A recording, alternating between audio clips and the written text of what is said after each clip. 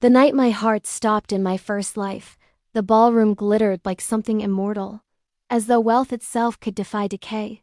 Crystal chandeliers trembled under golden light, string music swelled and softened in careful crescendos, and men in pressed uniforms stood with their hands clasped behind their backs like monuments carved from discipline. I remember watching Daniel from across the polished floor, the metals on his chest catching light in precise flashes, his expression controlled in the way only long years of command could refine. He looked untouchable, unshakable, admired by every person who mattered in that room.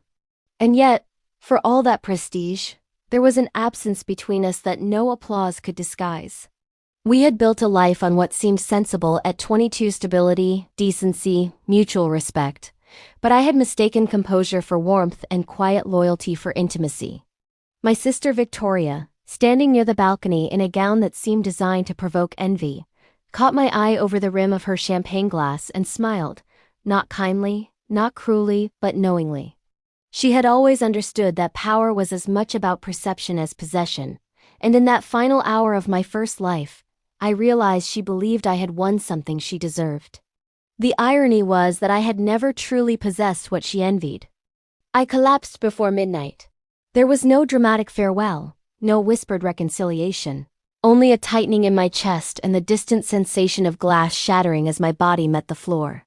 When I opened my eyes again, I was 22 years old, staring at the pale blue ceiling of my childhood bedroom, sunlight spilling through curtains that had not yet faded with time. For a long moment I did not move, because memory is heavier than muscle, and I felt both lifetimes pressing against my ribs. Downstairs, Victoria's voice floated upward, bright, ambitious, full of plans that had not yet hardened into regret. That sound confirmed what the ceiling already had. I had returned to the day everything diverged. The day we chose. In our first life, I had stepped toward Daniel almost instinctively, drawn to his steadiness after years of competing with Victoria's brilliance. She had dismissed him then as too reserved, too serious, too structured to suit her hunger for spectacle. That hesitation had allowed me to claim him without resistance.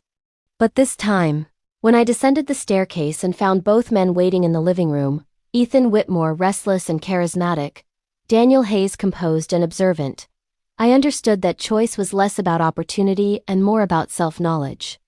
Daniel's eyes met mine, steady as ever. And for the first time I saw beyond the uniform he would one day earn. I saw a man who required alignment, not admiration, partnership, not applause. Victoria noticed the glance between us. She noticed everything. And something shifted behind her smile. Her decision unfolded with calculated grace.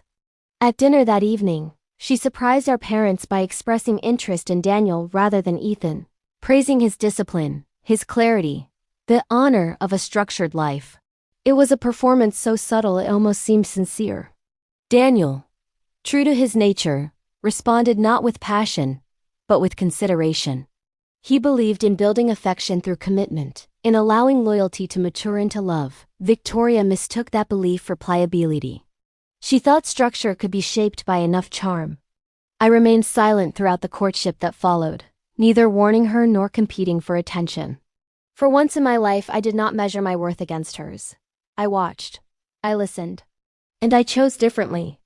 When they announced their engagement, Victoria sought me out with that familiar glint of triumph, expecting to find envy in my expression. I gave her none. Instead of anchoring myself to a man whose future would eclipse my own identity, I accepted a fellowship in Washington, stepping into policy analysis and strategic advisory work that demanded rigor rather than glamour. It was not flashy. No cameras followed late-night drafting sessions or classified briefings. But it was foundational. Meanwhile, Victoria married into structure believing she could transform it into spectacle. The early months of her marriage were defined not by cruelty, but by incompatibility. Daniel's deployments, his quiet routines, his preference for substance over display, all of it began to grate against her desire for visibility. She had imagined prestige without understanding the solitude that accompanies duty. Years passed in steady increments. Daniel rose through the ranks not because he sought attention, but because he excelled under pressure. His promotions were earned through competence rather than charm, and with each advancement, Victoria expected her own influence to expand. Instead, she found herself orbiting a career that required humility she did not possess. Ethan Whitmore's tech empire, meanwhile, exploded into national headlines, and Victoria followed his interviews with an intensity that bordered on obsession. She would never admit it aloud, but she mourned the version of herself that might have stood beside that volatile brilliance. I, working in quieter corridors, observed the fragility beneath Ethan's expansion, the regulatory shortcuts, the inflated projections. Having lived through his eventual collapse once before, I recognized instability disguised as innovation. The first visible crack in Victoria's composure appeared not during a scandal, but at a formal reception where Daniel and I found ourselves engaged in extended professional conversation. There was nothing improper in it, only mutual respect, sharpened by years of independent growth. But Victoria watched from across the room with a stillness that felt almost predatory. She understood then what she had miscalculated. Daniel responded not to admiration, but to equilibrium. And for the first time since our childhood, I saw uncertainty eclipse her confidence. Not because she feared losing wealth or status, but because she sensed that significance cannot be manufactured through proximity. It must be earned through alignment. That realization marked the true beginning of her unraveling, though neither of us admitted it aloud. The foundation had been laid, the choices cemented. The second life had diverged from the first, not through dramatic confrontation, but through restraint. And restraint, I would soon learn, is the most powerful rebellion of all. Victoria did not unravel all at once. That would have been too merciful, too clean. Instead, she came apart in small, almost imperceptible fractures, the way ice splinters beneath weight before anyone hears it crack. From the outside, her life still shimmered. The charity luncheons, the polished interviews about military family resilience, the curated photographs of her standing beside Daniel in tailored gowns while he wore promotions like armor. But I began to see the pauses in her smile, the way her fingers tightened around champagne stems, the way she watched him when he wasn't looking at her at all. Daniel had not grown cruel. That was the tragedy. He had grown distant in a way that was disciplined, almost principled, as if withdrawing emotion were simply another duty he had accepted without complaint. He fulfilled every obligation, financial, social, ceremonial. But affection cannot be commanded like troops, and admiration cannot be staged like a gala. Victoria had married a man of structure, believing she could bend him towards spectacle, and now she found herself orbiting a planet that would never change its gravity for her. The scandal that finally shook her did not originate from Daniel, but from the ghost of the path she had abandoned. Ethan Whitmore's trial dominated headlines for months. Former investors testified, employees defected, and the same outlets that once crowned him visionary now dissected him with surgical cruelty. Victoria followed every article obsessively. Not because she loved him. She never truly loved anyone so much as the life they represented. But because his collapse felt like a mirror she had narrowly escaped. The difference was that Ethan's fall was loud and humiliating, while her disappointment was silent and suffocating. She had gambled on permanence and won it, yet permanence came without applause, without feverish admiration, without the glittering chaos she secretly craved. And in that quiet suffocation, she began to look at me differently, not as the sister she had outmaneuvered, but as the anomaly she could not understand. By then, my work had placed me inside rooms where strategies were drafted long before the public learned of them. I did not seek recognition. Influence felt cleaner when unnamed. Daniel and I encountered each other often across conference tables layered with classified briefings and controlled urgency. Our conversations remained professional, at first measured exchanges about logistics, about long-term readiness, about policy vulnerabilities, but beneath the formal cadence ran an undercurrent neither of us acknowledged aloud. It was not romance in the reckless sense. It was recognition. We understood each other's restraint, each other's appetite for responsibility over spectacle. Sometimes his gaze would linger a fraction too long, as if he were recalibrating an old memory against a new reality. And in those moments I would feel the faint echo of the first life, the one where I had chased him out of fear rather than standing beside him out of equal footing. The difference this time was that I wanted nothing from him that was not freely given. And that absence of hunger altered everything. Victoria noticed before either of us spoke a single improper word. She had always possessed an instinct for shifts in energy, for currents beneath still water. One evening, after a particularly tense reception celebrating Daniel's newest appointment, promotion that placed him closer to national leadership than even his harshest critics predicted, she confronted me in a private corridor lined with framed portraits of men who had shaped decades of policy. Her composure was immaculate, but her eyes betrayed a rawness she could not powder away. She accused me of maneuvering, of positioning myself deliberately within Daniel's sphere, of waiting patiently for the cracks in her marriage to widen. The irony almost made me laugh because, if anything, I had spent years constructing a life independent enough that no one could accuse me of orbiting anyone. I told her, calmly and without venom, that the only difference between us was that I no longer needed a man's title to validate my existence. The words struck harder than any insult could have, because they exposed the truth she had spent her entire life outrunning. The unraveling accelerated after that. Victoria attempted to reclaim Daniel the only way she knew how: through performance. She organized elaborate functions, aligned herself with influential spouses, reinvented her image as a strategic partner rather than a restless accessory. For a time, the efforts seemed to work. Public perception shifted. Photographs circulated of them appearing united, composed, almost enviable. But private fractures cannot be permanently concealed by curated lighting. Daniel's patience thinned not in anger, but in exhaustion. He had chosen marriage believing commitment was a fortress. He had not anticipated sharing that fortress with someone who resented its walls. Eventually, the arguments ceased not because they resolved anything, but because he stopped engaging.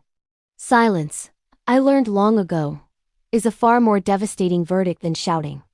The moment everything tipped beyond recovery arrived quietly, almost anticlimactically, during a strategic retreat where I had been assigned to coordinate cross-department analysis.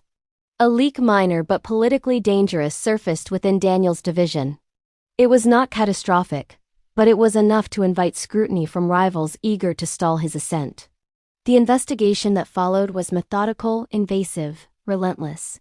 Victoria panicked, fearing that proximity to controversy would tarnish the prestige she had clung to for so long. Instead of supporting him, she distanced herself, issuing statements through carefully chosen intermediaries, emphasizing transparency and independence, as though preemptively separating her identity from his. Daniel, who valued loyalty above all virtues, absorbed that betrayal with a stillness that frightened even me. The leak was ultimately traced to an external contractor. His record remained unblemished. But something inside their marriage did not survive the inquiry. In the weeks after the investigation closed, Daniel requested a private meeting with me. Not in secrecy, not in impropriety, but in clarity. He spoke without ornament, admitting that he had once mistaken Victoria's intensity for strength, and that he now recognized the difference between ambition and stability. He did not confess love. Daniel was not a man who weaponized vulnerability. Instead, he expressed regret, not for marrying her, but for failing to understand himself sooner. Listening to him, I felt no triumph. Only a profound, almost sorrowful awareness of how choice, once made, radiates consequences across years. I told him gently that regret is a compass, not a time machine. We cannot return to crossroads. We can only decide who we are from this point forward. Victoria filed for separation 3 months later, citing irreconcilable differences and a desire to pursue independent ventures. The phrasing was clinical, strategic, almost brand-conscious. Privately, she confronted me one final time, her voice stripped of its usual polish. She accused fate of cruelty, accused me of patience that bordered on calculation, accused Daniel of emotional betrayal. But beneath the accusations lay something far simpler. She had mistaken possession for connection, and when possession proved insufficient, she had nothing left to anchor her. I did not argue. I did not defend myself. I simply told her that this life, unlike the last, had given us both a second chance not to win, but to understand. Whether she chose understanding was no longer within my control. Daniel and I did not rush into anything once the divorce finalized. We had both learned the cost of choices made from insecurity. What grew between us unfolded slowly, built not on rebellion or revenge but on alignment. We collaborated, debated, disagreed with respect.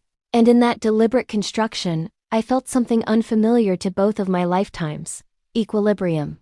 There were no chandeliers trembling overhead, no champagne-fueled rivalries, no desperate need to prove superiority. Only two people who had finally arrived at themselves before reaching for each other. Years later, at another formal ceremony marking Daniel's appointment to one of the highest advisory positions in the country, I stood beside him not as a trophy, not as a symbol, but as a partner whose own name carried weight in separate corridors of influence. Cameras flashed, applause echoed, and for a fleeting second I remembered the ballroom where my first life ended, how fragile everything had seemed beneath glittering lights. This time nothing felt fragile. Victoria watched from a distance, her expression unreadable, her ventures moderately successful but never transformative. She had not been destroyed. Life is rarely that theatrical. But she had learned, perhaps too late, that significance cannot be stolen from someone else's shadow. It must be built in one's own light. And as the applause faded into the steady rhythm of a future chosen with open eyes rather than trembling fear, I understood that rebirth had never been about reclaiming a man. It had been about reclaiming myself.